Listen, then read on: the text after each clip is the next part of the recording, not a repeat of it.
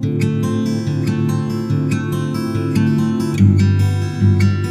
everyone, how are you all? I hope you all are doing great. This is Kirti and you're watching Easy English in Minutes.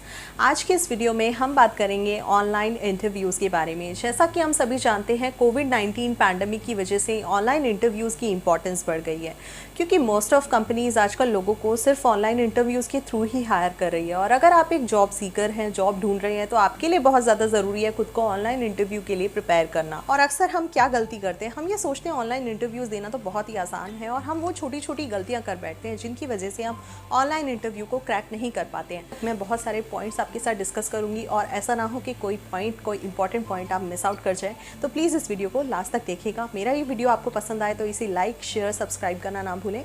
Let's move on to the video.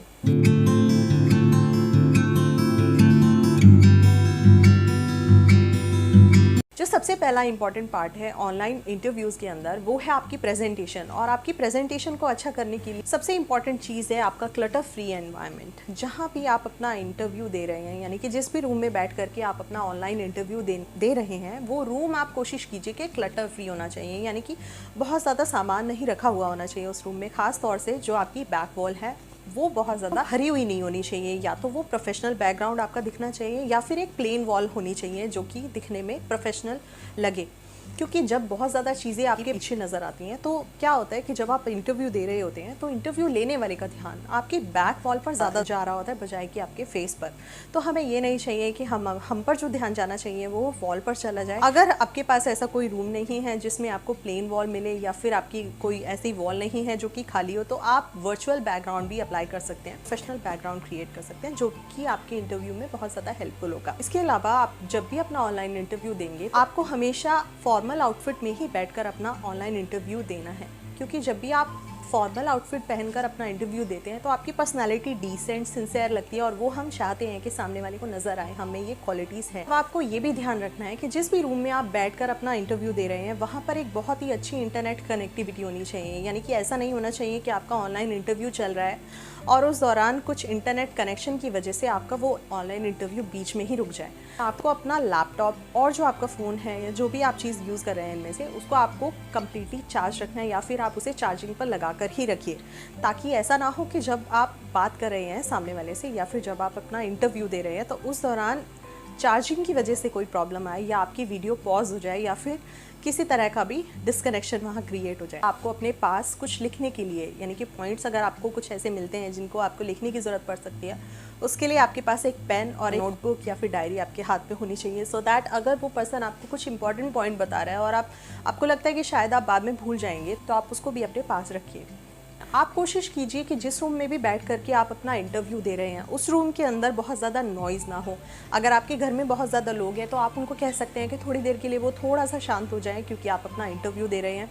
Voice clarity होना बहुत ही ज़्यादा ज़रूरी है, और इसके लिए बहुत ज़्यादा ज़रूरी है कि आप जिस भी रूम में बैठ करके अपना इंटरव्यू दे रहे हैं, वहाँ पर किसी भी तरह की फालतू की नॉइज़ नहीं होनी चाहिए। आपकी वॉइस क्लियरली वहाँ पर पहुँचनी चाहिए। वॉइस क्लैरिटी के लिए भी आपको थोड़ा सा लाउडली बोलने की ज़रूरत होती है, लाउडली बट सॉफ्टली। ये नहीं कि आप शाउट करके बात कर रहे हैं, आपको लाउडली बोलना है, वॉइस को थोड़ा सा ऊंचा रखना है, लेकिन सॉफ्टली भी बोलना है। इसी के साथ साथ आपकी वॉइस मॉड्यूलेशन भी बहुत ज़्यादा इंपॉर्टेंट होती है। वॉइस मॉड्यूलेशन मतलब आपकी आवाज़ में जो उतार चढ़ाव आते हैं, उनकी बात हो रही है। जब आप कोई बात, अपना कोई पॉइंट ऑफ व्यू दे रहे होते हैं, तो आपको वहाँ पर थोड़ा सा उतार चढ़ाव को यूज़ करना होता है, सो दैट सामने वाले का इंटरेस्ट आपकी बातों में बना रहे, वो आपकी बात को ध्यान से सुनता रहे। और ध्यान से वो आपकी बात को सुनता रहे, इसके लिए एक और भी बहुत ज़्यादा इंपॉर्टेंट चीज़ होती है, और वो होता है आई टू आई कॉन्टैक्ट। अगर आप आई टू आई कॉन्टैक्ट सामने वाले के साथ नहीं बनाते हैं, तो वो आपकी बात को ध्यान से कभी नहीं सुनेगा। आपने देखा होगा अक्सर जब एक टीचर क्लास में पढ़ाता है तो वो हर बच्चे की तरफ एक बार ज़रूर देखता है। वो ऐसा क्यों करता है? क्योंकि अगर वो ऐसा नहीं करेगा तो बच्चे उसकी तरफ ध्यान नहीं देंगे, वो उसकी बात को ध्यान से नहीं सुनेंगे। आपको कोशिश करनी है कि जब भी आप अपना इंटरव्यू दे रहे हैं तो आपका आई टू आई कांटेक्ट कभी नहीं टूटना चाहिए, और इसके लिए आपको ये भी करना है कि जिस भी रूम में आप बैठे हैं वहाँ लोगों का आर जान नहीं होना चाहिए। यानी कि वो रूम में किसी भी तरह का कोई डिस्ट्रैक्शन नहीं होना चाहिए। अगर लोग आपके पीछे से या आपके आगे से निकलेंगे तो सामने वाले का भी ध्यान उस पर जा सकता है और आपका भी ध्यान उस पर जा सकता है, जिसकी वजह से आपका आई टू आई कांटेक्ट वहाँ पर ब्रेक हो सकता है। तो आपको कोशिश करनी है कि आपका आई टू आई कांटेक्ट ब्रेक नहीं होना चाहिए। आप हैंड मूवमेंट्स को भी यूज़ कर सकते हैं, क्योंकि ये भी आपका बॉडी लैंग्वेज का एक पार्ट है। अगर आप हैंड मूवमेंट्स को यूज़ करते हैं तो सामने वाला आपकी बात को ध्यान से सुनता है। आपने देखा होगा अक्सर जब भी हम किसी स्पीकर की स्पीच सुन रहे होते हैं तो वो लोग क्या करते हैं, स्टेज पर बहुत ज़्यादा हैंड मूवमेंट्स कर रहे होते हैं या वॉक कर रहे होते हैं स्टेज पर। वो ऐसा इसलिए करते हैं क्योंकि अगर वो मूव नहीं करेंगे, वो हैंड्स को भी मूव नहीं करेंगे, खुद भी मूव नहीं करेंगे, तो क्या होगा कि जो ऑडियंस होगी वो थोड़ी देर बाद उन पर से ध्यान हटा लेगी, वो उनको सुनेगी नहीं। तो आपको हमेशा कोशिश ये करनी है कि आप अपने हैंड्स को भी थोड़ा बहुत यूज़ करते रहिए, बीच बीच में अपनी वॉइस को भी मॉड्यूलेट करते रहिए, यानी कि उतार चढ़ाव लाते रहिए अपने वॉइस के अंदर, जिससे कि सामने वाला आपकी बात को ध्यान से सुनता रहे। कोशिश कीजिए कि जब आप अपना इंटरव्यू दे रहे हैं तो आप एक डेस्क चेयर की हेल्प लें, यानी कि डेस्क पर अपना लैपटॉप या फ़ोन जो भी है वो आप रखिए और सामने आप चेयर पर बैठकर अपना इंटरव्यू दीजिए।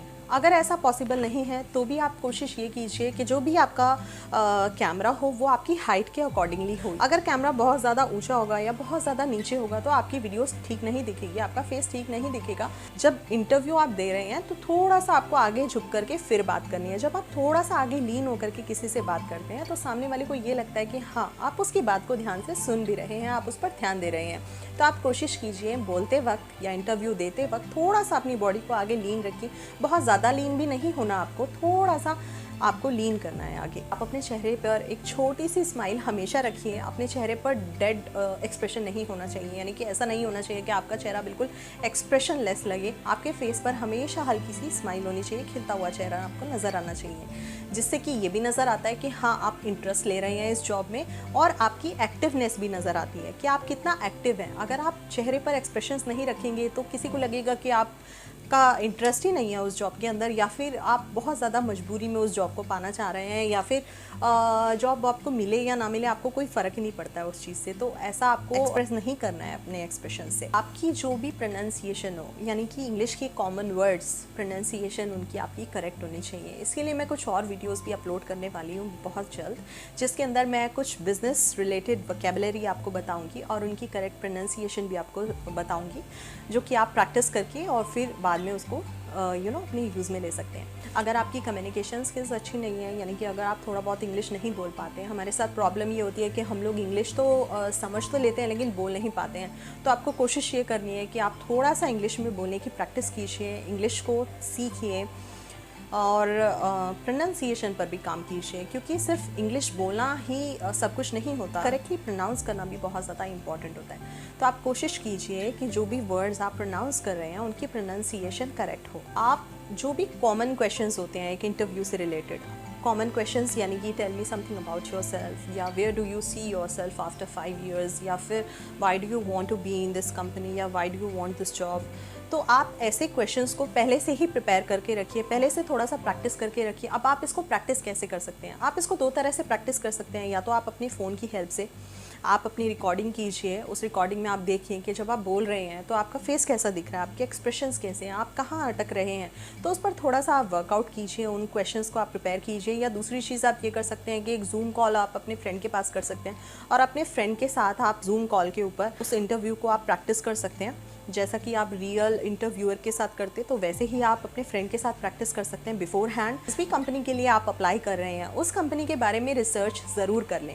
ऐसा ना हो कि आपने किसी कंपनी के लिए अप्लाई तो कर दिया है लेकिन उस कंपनी के बारे में आपको कुछ भी नहीं मालूम है और आप इंटरव्यू के लिए बैठ गए और आपसे जब पूछा गया कि आप इस कंपनी में क्यों आना चाहते हैं तो आपको यही नहीं पता है कि वो कंपनी आखिर करती क्या है, उस कंपनी में काम क्या होते हैं। तो आप कोशिश कीजिए कि उस कंपनी के बारे में थोड़ी बहुत रिसर्च आप पहले से ही करके रखिए, जिससे कि आपको एक बेटर नॉलेज मिल जाए कि आप जिस कंपनी में जाने वाले हैं वहाँ किस तरह का वर्क कल्चर है, किस तरह के लोग वहाँ हैं, किस तरह का वर्क आपको मिलेगा, किस तरह की चीज़ें वहाँ आपको करनी होंगी। तो आपको वो चीज़ें बिफोर हैंड मालूम होनी चाहिए। आप जिस भी ऐप को यूज़ कर रहे हैं, फॉर एग्जाम्पल अगर आप जूम ऐप को यूज़ कर रहे हैं अपने इंटरव्यू के लिए, तो आप कोशिश कीजिए कि उस ऐप के बारे में आपको पहले से ही पता हो, यानी कि उस ऐप को यूज़ कैसा करना है वो आप पहले से ही प्रैक्टिस कर चुके हों। ऐसा ना हो कि आप इंटरव्यू देने के लिए बैठ गए हैं और आपको मालूम ही नहीं कि किस तरह से आपको मैं चलाऊं। जब भी आप अपने इंटरव्यू को एंड अप कर रहे हैं तो उसकी एंडिंग एक अप्रोप्रिएट एंडिंग होनी चाहिए, यानी कि ऐसा नहीं होना चाहिए कि आपने घबराहट में कुछ इस तरह की बात कह दी कि like okay sir, so this is done, या फिर okay that is it sir. तो इस तरह से आपको नहीं कहना है, एक अप्रोप्रिएट एंडिंग होनी चाहिए, like thank you so much sir for taking my interview, don't forget to thank your interviewer for taking your interview. जब भी हम किसी स्ट्रेंजर से बात करते हैं, किसी अननोन पर्सन से बात करते हैं, तो ऑब्वियसली हमारी हार्ट बीट थोड़ी सी तेज़ हो ही जाती है, वो सबके साथ होता है। अगर आपने फेस से शो कर दिया आपकी नर्वसनेस, तो कहीं ना कहीं आपकी ये इमेज क्रिएट हो जाती है कि आप अपने नर्वसनेस को कंट्रोल करना नहीं जानते। नर्वसनेस सबको होती है, ऐसा नहीं है कि किसी को होती है किसी को नहीं होती, it happens with everyone, but how you take care of it, how you know take control of it, that only matters. आप उसको किस तरह से कंट्रोल करते हैं, आप उसको किस तरह से ध्यान में रखते हैं, आप उसको किस तरह से सामने वाले को एक्सप्रेस नहीं करते हैं, ये चीज़ें इंपॉर्टेंस रखती हैं। तो आप कोशिश कीजिए, मिरर को आप वक्त दीजिए, मिरर के साथ आप प्रैक्टिस कीजिए, खुद को सामने देख कर के आप बोलिए। कैमरा की आप हेल्प ले सकते हैं, अपने फ़ोन की आप हेल्प ले सकते हैं। आप कोशिश कीजिए कि आप खुद से बातें कीजिए, इससे आपको बहुत ज़्यादा इंप्रूवमेंट मिलेगी, क्योंकि जब आप खुद को देख कर के बात करते हैं तो इसके दो फ़ायदे हैं। एक तो आपको कोई और देख नहीं रहा होता, तो आपको कोई जजमेंट नहीं दे रहा होता है कि आप कैसा कर रहे हैं कैसा नहीं, और दूसरी बात ये कि आप खुद से बहुत ज़्यादा कंफर्टेबल फील करते हैं। धीरे धीरे आप देखेंगे कि आपके अंदर इंप्रूवमेंट आती जाती है, आती जाती है, आती जाती है। आप डेली थोड़ा बहुत टाइम खुद को दीजिए, मिरर के आगे प्रैक्टिस कीजिए बोलने की, आप अपने फ़ोन के आगे प्रैक्टिस कीजिए, अपने फ्रेंड्स के आगे आप प्रैक्टिस कीजिए, जो भी आपका कंफर्ट जोन है आप उससे स्टार्ट कीजिए। और एक बार जब आप कंफर्ट जोन में ठीक से कर पाते हैं, तो फिर आपको जाना है अपने अनकंफर्टेबल जोन में। अपने डर से बाहर आने के लिए भी बहुत ज़्यादा ज़रूरी होता है कि अपने डर को आपको फेस करना आना चाहिए।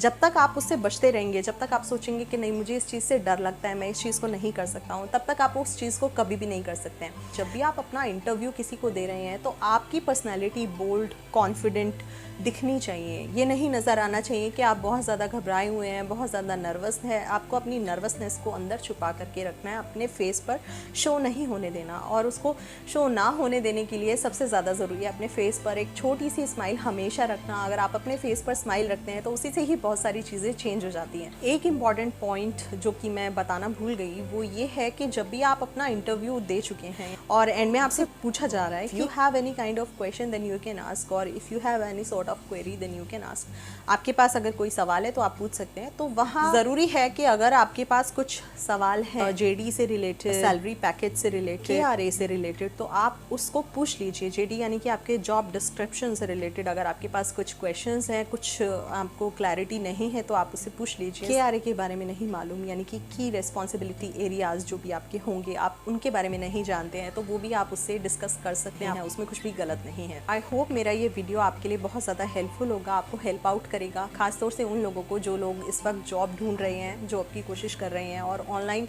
इंटरव्यू को कैसे फेस करना है वो नहीं जानते। तो आप इन टिप्स को फॉलो कीजिए, कोशिश कीजिए कि आप कॉन्फिडेंटली अपना इंटरव्यू दें। इसके अलावा soon I am going to upload such video in which I am going to tell you कि कौन कौन से क्वेश्चंस जनरली आपसे पूछे जाते हैं और किस तरह से आप उन क्वेश्चंस को आंसर कर सकते हैं, और बॉडी लैंग्वेज पर भी आप किस तरह से अच्छे से और बेहतर तरीके से वर्कआउट करें, वो भी मैं आपको बताऊँगी। आई होप मेरा ये वीडियो आपको पसंद आया होगा, आपके लिए बेनिफिशियल भी होगा। इसे लाइक शेयर सब्सक्राइब करना ना भूलें, और मैं मिलूंगी आपसे मेरे नेक्स्ट वीडियो में। तब तक के लिए thank you, bye bye, take care.